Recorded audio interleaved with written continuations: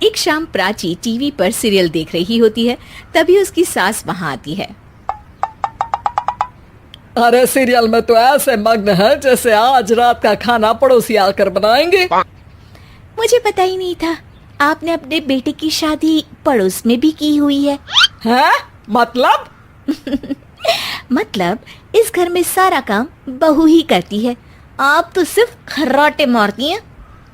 अच्छा जी, फिलहाल तो तुम आराम फरमा रही हो, चलो जाओ, ये मेरे टीवी देखने का समय है। आहा, इसीलिए मुझे भगाया जा रहा है। सॉरी, अब तो बिल्कुल नहीं जाऊंगी। प्राची की इस बात पर दोनों सास बहू के बीच टीवी रिमोट के पीछे बच्चों जैसे छीना झपटी शुरू हो जाती है, जिसके बीच श्लोक भी काम से घर वापस आ जाता है। आज मेरी चूहे बिल्ली की जोड़ी किस बात पर झगड़ रही है? अरे तेरे बीवी मुझे टीवी ही नहीं देखने दे रही।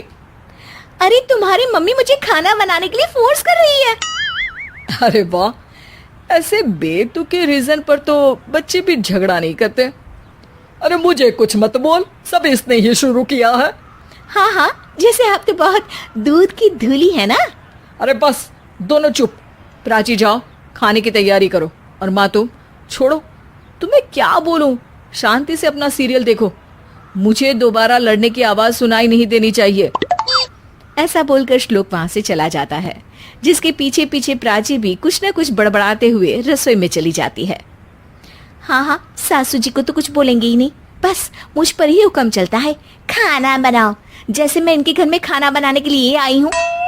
इसी तरह शाम बीतती है और रात को श्लोक और प्राची की सास खाना खाकर सोने चले जाते हैं, लेकिन प्राची गुस्से में कुछ खाए बिना काम में ही लगी रहती है। इस घर में किसी को घंटा फिक्र नहीं पड़ता, मैं खाऊं या भूखी रहूं। प्राची कुछ देर के लिए रसोई से बाहर जाती है और जैसे ही वापस आती है तो वहां दूध का भरा ग्लास देखकर हैरान रह जाती है।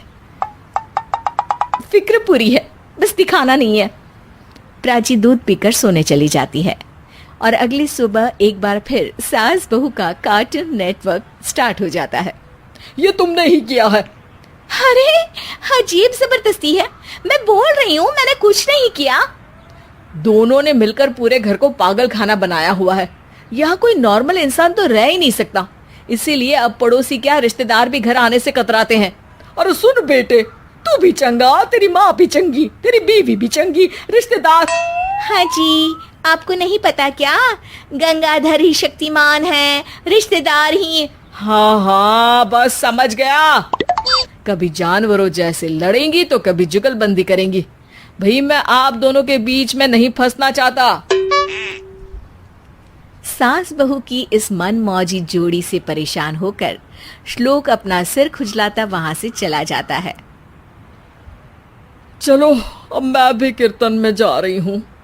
इस पर जैसे ही सास कमरे में अपना पर्स लेने जाती है तो वहां नाश्ते की प्लेट रखी देख मुस्कुराने लगती है और नाश्ता करके घर से बाहर निकलते हुए कुछ पैसे टेबल पर रख जाती है, जिसके कुछ देर बाद सिलेंडर वाला घर आता है। ओ मोरी मैया, मैं सिलेंडर के बारे में तो बिल्कुल भूल ही गई थी। घर खर्च के सारे पैसे भी मम्मी के पास है और श्लोक से बोला तो उल्टा 4 बात सुनाएंगे। प्राची ये सोच ही रही होती है कि अचानक उसका चेहरा चमक उठता है और वो घर में आकर इधर उधर देखने लगती है। तभी उसकी नजर टेबल पर रखे पैसों पर पड़ती है, जिन्हें वो सिलेंडर वाले को दे देती है। ये सब श्लोक देख लेता है। अच्छा बेटे, इतना बड़ा घोटाला, सबके सामने मैं तेरी दुश्मन और पीठ पीछे तेरी मेरी यारी। इस पर श्लोक एक प्लान बनाता है और शाम को सब एक साथ बैठे होने पर बोलने लगता है। माँ, तुम दोनों की बहुत लड़ाई होती है, इसलिए मैं सोच रहा हूँ कि प्राची को उसके घर छोड़ाऊं, इससे वो भी खुश रहेगी और तुम भी। अचानक श्लोक की ये बात सुनकर सास बहू शौक से उसकी तरफ देखती हैं। अरे ऐसे कैसे घर छोड़ाओगे, मुझे कहीं नहीं जाना। अरे तुमने बोला नहीं पर मैंने सुन लिया, तुम्हें मम्मी के साथ रहना अच्छा नहीं लगता, मुझे पता है। अरे वो अरे, जब बहू खुद कुछ काम बोले तो वो तुझे सुनता नहीं, और अब जो इसने बोला ही नहीं वो तू समझ गया। जब उसे नहीं जाना तो फिर जबरदस्ती क्यों कर रहा है? अच्छा, फिर आपको मौसी के घर छोड़ाता हूँ, बस अब आप दोनों एक घर में एक छत के नीचे नहीं रह सकती। मैं इस टॉम एंड जेरी की जोड़ी को और नहीं झेल सकता। है? ऐसे कैसे नहीं रह सकते? तुम्हें इतनी दिक्कत है तो तुम्हारा बोरिया बिस्तर पैक कर देती हूँ, लेकिन मम्मी जी कहीं नहीं जाएंगी। बिल्कुल यही सुनना था मुझे। अगर दोनों में इतना ही प्यार है फिर हर वक्त ये लड़ाई का नाटक क्यों करती हो? देखा मैंने कैसे माँ किचन में दूध रखती है और तुम उनके लिए कमरे में नाश्ता रखती हो, और कैसे वो पहले ही तुम्हारी दिक्कत समझकर घर में पैसे रखकर बाहर जाती है। अरे भाई, इतना ड्रामा तो डेली सोप में भी नहीं होता जितना तुम दोनों ने इस घर में फैलाया हुआ है। तू हमें टॉम एंड जेरी बोलता है ना, तो याद कर वो दोनों भी एक दूसरे को बाहर वालों की बुरी नजर से बचाने के लिए हमेशा सबके सामने लड़ते थे, लेकिन अकेले में दिक्कत के समय मदद भी तो करते थे। बस हमारा रिश्ता भी कुछ ऐसा ही है। और वैसे भी अगर सास बहू में तू मैं नहीं होती तो दुनिया वालों को कहानियां कैसे मिलेंगी?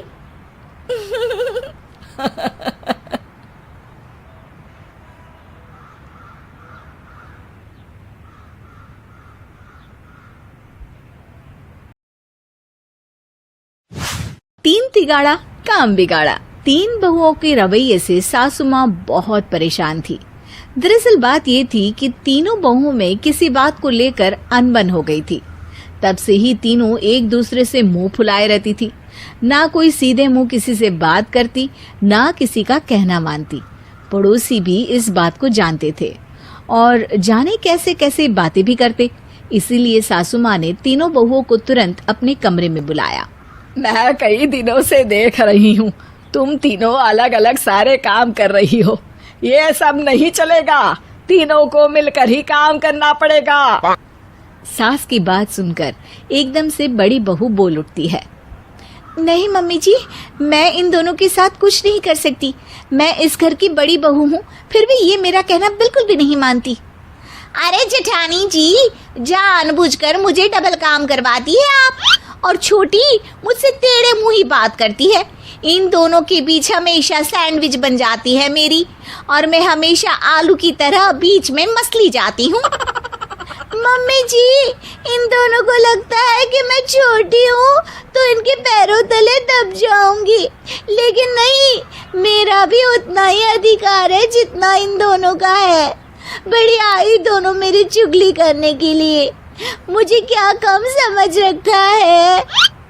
तीनों बहू एक दूसरे से बहस करने लगती है और सास दोबारा ये देखकर टेंशन में आ जाती है और सबसे कहती है, चुप हो जाओ, अब से तुम तीनों सारे काम एक साथ करोगी, आंख बंद करके एक दूसरे की बात सुनोगी।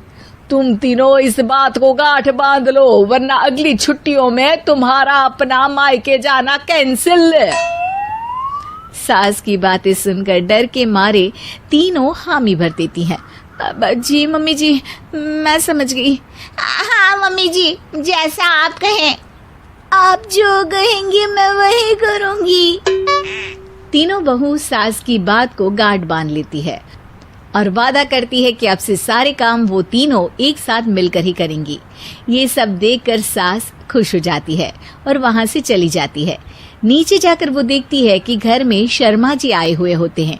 सास जोर से आवाज लगाकर कहती है, अरे बहू, जरा चाय बनाकर तो लाना, शर्मा जी आए हैं। सास की बात सुनकर तीनों बहू तुरंत किचन की ओर भागती है और चाय बनाना शुरू कर देती है। मुझे तो एकदम मसाले वाली कड़क चाय पसंद है, तो हम शर्मा जी के लिए मसाले वाली चाय ही बनाएंगे। अरे नहीं दीदी, गर्मी के मौसम में मसाला चाय कौन पीता है? मैं तो शर्मा जी के लिए इलायची वाली चाय ही बनाऊंगी। ये कैसी बात कर रही हैं आप दोनों? मेरी मम्मी ने सिखाया है कि मेहमान को ज्यादा दूध और शक्कर वाली चाय देनी चाहिए, वरना वो घर वालों को कंजूस समझते हैं। तो मैं तो शर्मा जी को ऐसी ही चाय दूंगी। तीनों बहुएं अपने अपने तरीके से चाय में शक्कर, मसाला, पत्ती सब डाल देती है। उबलने के बाद तीनों मिलकर चाय बाहर लेकर जाती है और शर्मा जी और सासू माँ को देती हैं। चाय पीने के बाद शर्मा जी सासू माँ को देखकर शर्मा जाते हैं और शर्मिंदा महसूस करते हैं कि आखिर उन्होंने चाय पीने के लिए हामी क्यों भरी। सासू माँ भी चाय पीना शुरू करती है और कहती हैं, अरे बहू, ये कैसी चाय बनाई है? चाय है या मीठे दूध की बासुंदी? हाँ, चाय अच्छी नहीं लगी क्या? कोई बात नहीं, हम पराठा बनाकर लाते हैं। चलो चलो अंदर। हाँ हाँ चलो। हाँ आती हूँ मैं भी। नहीं नहीं, मेरा पेट चाय नहीं चौपट कर दिया वही काफी है। पराठे से पोपट नहीं करवाना, मैं तो चलता हूँ। शर्मा जी चुपचाप पतली गली से निकल जाते हैं। अगले दिन सास बहुओं से कहती है, अरे बहू, जाओ जाके ऊपर के गेस्ट हाउस की सफाई कर दो। कल हमारे यहाँ मेरे दूर के रिश्तेदार आने वाले हैं, तो पूरे कमरे को चमका देना, समझी? तीनों बहू सास की बात को मानकर ऊपर सफाई करने चली जाती हैं और तीनों कमरे की सफाई चालू कर देती है। बड़ी बहू मकड़ी के जाले साफ करती है, तो बीच वाली झाड़ू लगाना और छोटी वाली सर्फ डालकर जमीन धोना शुरू कर देती है। अरे दीदी जेठानी जी, अभी मैंने पूरी फर्श धोई और आप फिर से धूल नीचे गिरा रही हैं। और मछली जेठानी जी, आप बिना झाड़ू की धूल यहाँ छटक रही हैं। अरे तीनों को साफ करना है, एक साथ सफाई करते हैं ना। अरे वही तो, हम साथ साथ हैं, घर साफ साफ है। तीनों बहू ऐसे ही काम में उलझ जाती है और 2 घंटे तक एक ही कमरे की सफाई करती रहती है। बहुत देर से अपनी बहुओं को ना देखने के कारण सास ऊपर कमरे में उन्हें देखने जाती है, लेकिन कमरे में घुसती ही वो गीली फर्श पर फिसलने के कारण नीचे गिर जाती है। ओरी मोरी मैया, हड्डी मरोड़ के रख दी। आए, मेरी तो कमर ही टूट गई रे। तीनों बहुएं सास को उठाती हैं और बिस्तर पर सुला देती है।